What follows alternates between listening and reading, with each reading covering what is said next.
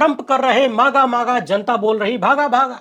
जी हाँ, अभी साल भर पहले ही Trump make America great again यानी मागा वाला नारा देकर राष्ट्रपति बने थे। लेकिन अब अमेरिका की जनता सड़कों पर उतर के कह रही है कि बहुत हो गया मागा मागा, ट्रंप यहां से भागा भागा, कुर्सी छोड़ो। जी हाँ, बेमतलब के युद्ध और अमेरिकी जनता पर खर्चे का बोझ, महंगाई, इन सब ने अमेरिकियों को अपने फैसले पर यानी ट्रंप को राष्ट्रपति बनाने के फैसले पर पछताने को मजबूर कर दिया है। अमेरिका में शनिवार को ट्रंप के खिलाफ नो किंग्स रैली हुई और इसमें 80 लाख से ज्यादा लोगों ने हिस्सा लिया। खबरों के अनुसार अमेरिका के सभी 50 राज्यों में 3300 से भी ज्यादा जगहों पर प्रदर्शन हुए।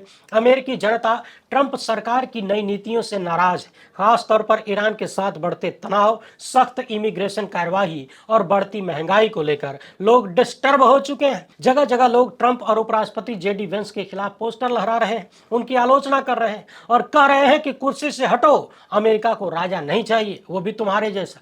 आपको बता दें कि डोनाल्ड ट्रंप के खिलाफ अब तक राष्ट्रीय स्तर पर तीन बार नो किंग्स प्रदर्शन हो चुके हैं। पहली बार यह प्रदर्शन जून 2025 में हुआ, फिर अक्टूबर 2025 में हुआ और अब 28 मार्च को हो गया यानी 2026 में हो गया। अमेरिका जैसे देश में 80 लाख की आबादी का सड़कों पर उतरना कोई सामान्य बात नहीं है। वैसे ट्रंप के खिलाफ इन रैलियों में लोगों ने एपस्टीन फाइलों का भी खूब जिक्र किया। विरोध करते हुए जनता ने अमेरिकी इमिग्रेशन एजेंसी के सामने अमेरिका का झंडा तक फूंक दिया। ट्रंप के ऐसे ऐसे कार्टून लहराए गए जो कि भारत में लहर जाए तो यूएपी और एनएसए के नीचे बात ही नहीं होगी।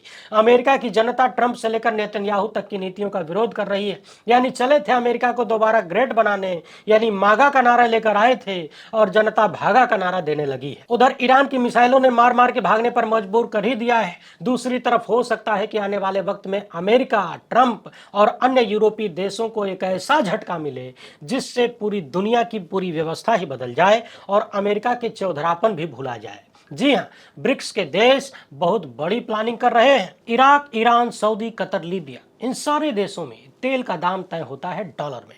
लेकिन अब ऐसा लग रहा है कि माहौल बदलने वाला है, इसका तोड़ निकलने वाला है और तोड़ निकालने जा रहे हैं ब्रिक्स देश। अब आप कहेंगे कि कौन भला है, कौनो नया देश फेस आ गया क्या, कोई कौनो संगठन है ये? तो जान लीजिए कि ये एक संगठन ही है। 5 देशों के शुरुआती नाम से बना हुआ है: ब्राजील, रूस, इंडिया, चाइना, साउथ अफ्रीका।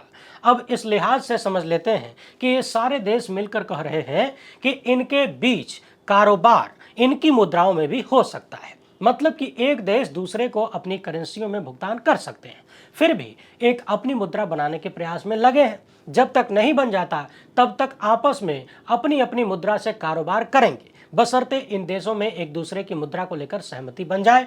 इसको ऐसे समझ लीजिए, अभी ईरान से हिंदुस्तान को तेल लेना हो तो ईरान तेल का भुगतान रुपए में ले लेगा, डॉलर की कोई जरूरत नहीं है। अभी हाल ही में ईरान भी ब्रिक्स का मेंबर बना है। अब आप समझ गए होंगे कि इसका मतलब और मकसद क्या है। खाली यूरोपियन देश ही मिलकर यूरो नहीं बना सकते हैं, दुनिया के और देश भी ये वाला ट्रिकवा अपना सकते हैं।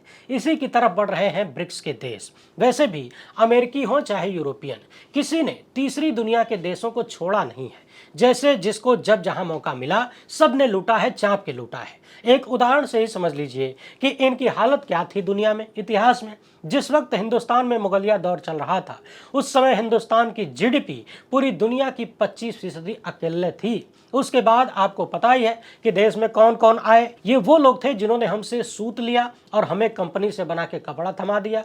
हिंदुस्तान से कच्चा माल गया और लंदन से बनकर वापस आया। तो गुरु इसे ही कहते हैं, आन के आटा आन के घी और चाबस चाबस बाबा जी। सही है ना?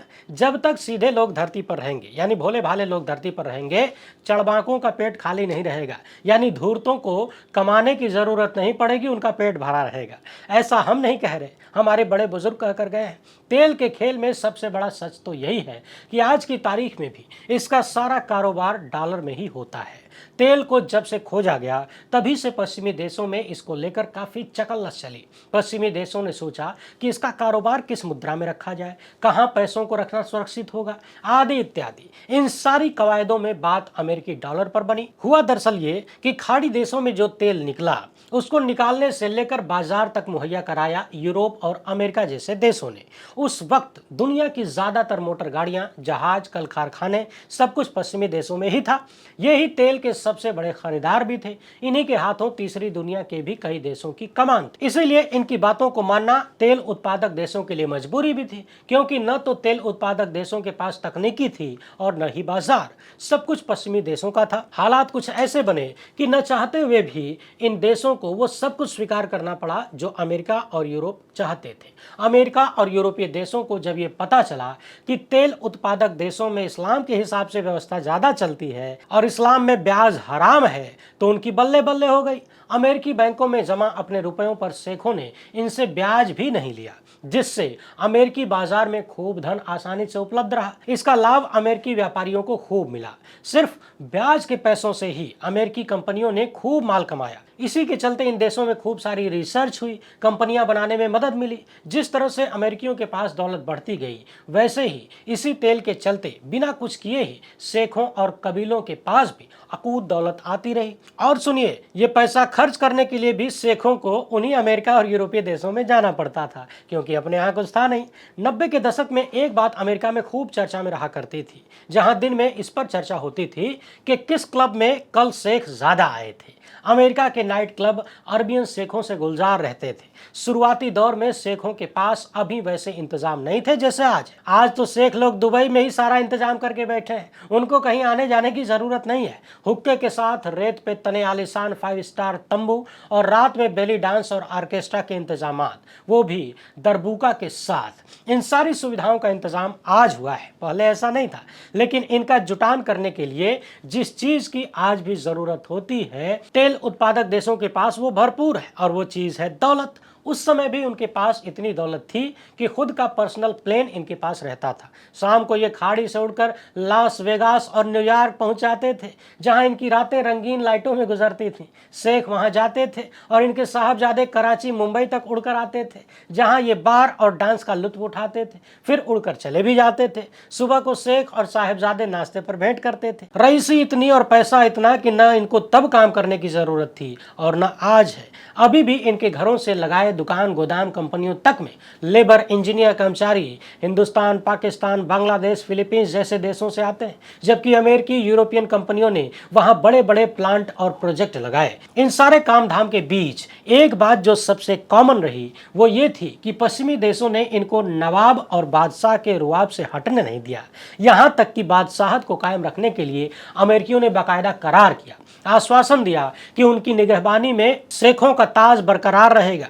जब जमीन से तेल निकल रहा हो, कंपनियों में, खेतों में लेबर, इंजीनियर काम कर रहे हो और मुनाफा भी डॉलर में गिर रहा हो, अमेरिकन बैंक में जमा हो रहा हो, तब ऐसे आदमी क्या करेंगे? जाहिर है वो बहुत ज्यादा रिसर्च और डेवलपमेंट में नहीं जाएंगे, इजाद नहीं करेंगे, आराम करेंगे। वही हुआ भी और अभी भी कमोबेश हो रहा है। लेकिन अब इसमें कमी आ गई है, यानी आरामजादी में कमी आ गई है। वैसे भी तेल के क्षेत्र में आज भी कबीलाई हुकूमत ही नजर आती है।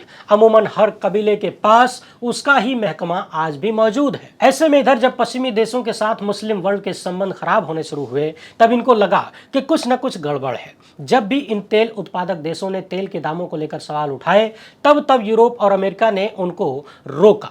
आज भी देख लीजिए, जब तेल के दाम इतने बढ़ गए हैं, तब अमेरिका ने युद्ध विराम किया है। हालांकि इस विराम को अस्थायी माना जा रहा है, लेकिन एक सवाल तो है ना कि आखिर हमला किया ही क्यों गया?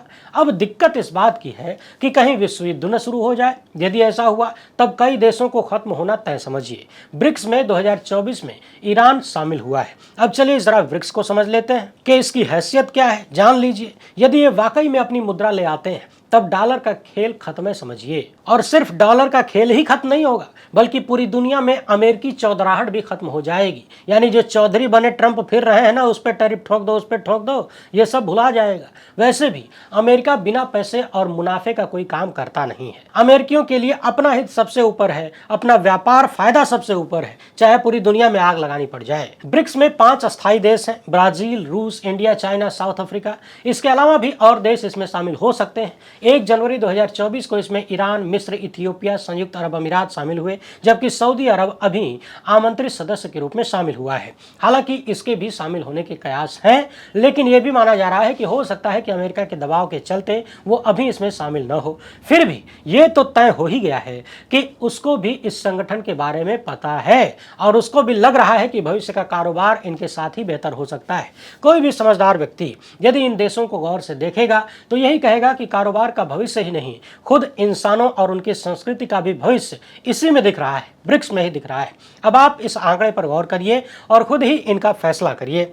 ब्रिक्स के मेंबरान के पास दुनिया की 30% जमीन है, आबादी भी लगभग दुनिया की 45% है। इसके स्थायी और शुरुआती 5 मेंबरों की कुल जीडीपी अकेले ही 28 ट्रिलियन अमेरिकी डॉलर है और ये दुनिया के सकल घरेलू उत्पाद का 27% है।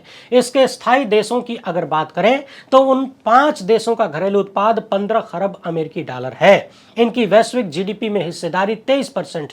कुल मिलाकर फिलहाल इसमें 11 देश हैं, जिनमें 5 अस्थायी हैं। इसको बनाने के पीछे की वजह बहुत ही सरल है। इसमें शामिल देशों के बीच आपसी आर्थिक, सामाजिक और राजनीतिक सहयोग को ही बढ़ावा देने का ही करार नहीं है। इसके साथ ही इनमें इस पर भी एक राय है कि दक्षिणी एशियाई देशों की राय पर दुनिया को गौर करना होगा, खासकर अंतर्राष्ट्रीय स्तर की संस्थाओं पर, जिनमें संयुक्त राष्ट्र संघ, अंतर्राष्ट्रीय मुद्रा कोष, वर्ल्ड बैंक, विश्व व्यापार संगठन जैसी संस्थाएं प्रमुख हैं। सभी जानते हैं कि अभी तक इनके भीतर अमेरिका का ही दबदबा है। ये सारी संस्थाएं अमेरिका के कहने पर ही चलती हैं। उसी के अनुसार वर्ल्ड बैंक लोन देता है और विकासशील देशों की बात को अक्सर विकसित देश नजरअंदाज कर देते हैं। सारे महत्व के अंतर्राष्ट्रीय संगठनों के भीतर विकासशील देशों की भी सहभागिता सक्रिय रूप से होनी चाहिए। साथ ही इनकी राय पर भी गौर करना चाहिए। इन सारी बातों को लेकर अपनी आवाज को उठाने के लिए भी ब्रिक्स का गठन किया गया है। इसे अमेरिका अपने विरोधी खेमे की तरह देखता है।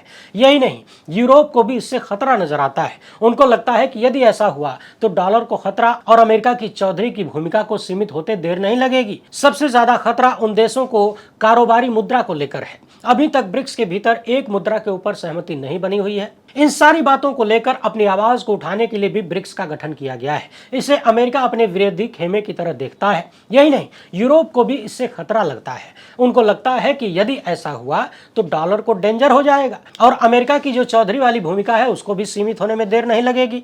इनकी कारोबारी मुद्रा को लेकर भी टेंशन है। अभी तक ब्रिक्स के भीतर एक मुद्रा के ऊपर सहमति बनी नहीं है, फिर भी इस पर बात चल रही है। ब्रिक्स के देशों ने अपने सदस्यों के लिए एक बैंक का भी गठन किया है, जिसका नाम न्यू डेवलपमेंट बैंक है, जिससे जरूरतमंद देशों को लोन मिलने में सहूलियत होती है। द कन्वर्जन वेबसाइट के अनुसार ब्रिक्स देशों में फिलहाल और देशों के शामिल होने का सिलसिला लगातार बढ़ता ही जा रहा है। आज ब्रिक्स प्लस की बात हो रही है। लगभग दुनिया के 20 देशों ने इसमें शामिल होने के लिए औपचारिक रूप से आवेदन किया है या इनको आमंत्रित किया गया है। फिलहाल इस समूह में शामिल होने वालों की संपत्ति पर नजर डालें तो चौंकाने वाले आंकड़े सामने आते हैं। इसमें शामिल देशों के पास दुनिया के कोयला उत्पादन का 78.2% हिस्सा है, प्राकृतिक गैस का 36% और दुर्लभ खनिज भंडार का 72% हिस्सा है। यदि ये समूह कोई एक मुद्रा खोज लेता है और आपस में इसी में व्यापार करने का मन बना लेता है तो अमेरिकी डॉलर के सामने कैसा संकट आ सकता है, खाली कल्पना ही की जा सकती है।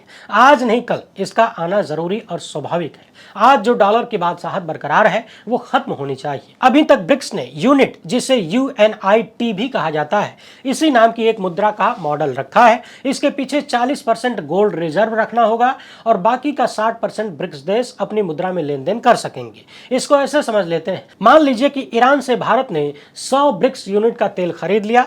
ईरान को जो भुगतान करना होगा वो ऐसे होगा, इसमें 40 यूनिट का सोना होगा और बाकी का बचा 60 यूनिट इंडियन करेंसी में यानी रुपए में भुगतान हो जाएगा। ऐसे ही सारे ब्रिक्स देश अपना भुगतान कर पाएंगे। अभी इसमें बिटकॉइन से भी इसको मजबूती देने की बात हो रही है।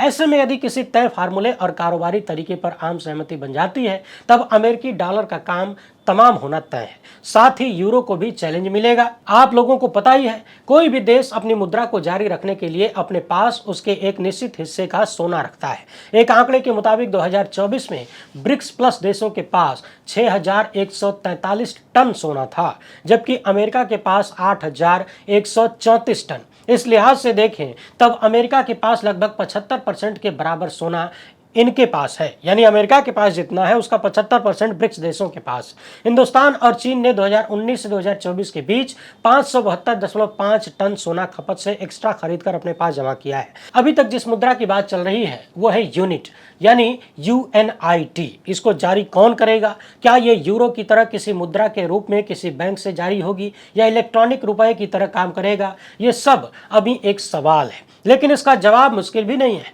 क्योंकि ब्रिक्स का अपना एक बैंक है जिसको NDB न्यू डेवलपमेंट बैंक कहा जाता है, जिसका मुख्यालय चीन में है। माना जा रहा है कि यह बैंक इनको जारी कर सकता है, और इस बैंक ने अगर इस तरह की मुद्रा जारी कर दी तो अमेरिकी डॉलर और यूरो का बाजार गिरना तय है, क्योंकि धीरे धीरे और भी देश जो अमेरिकी दबाव को किसी तरह से महसूस करेंगे या उसके प्रभाव से अपने आप को बचाने का प्रयास करेंगे, ऐसे में यही यूनिट उनको बचाने का नुस्खा नजर आएगा। इस यूनिट की बात अभी ग्राउंड जीरो पर नहीं उतरी है, फिर भी इसके कयास से ही दुनिया में तमाम तरह की चर्चाएं तेज हो गई हैं।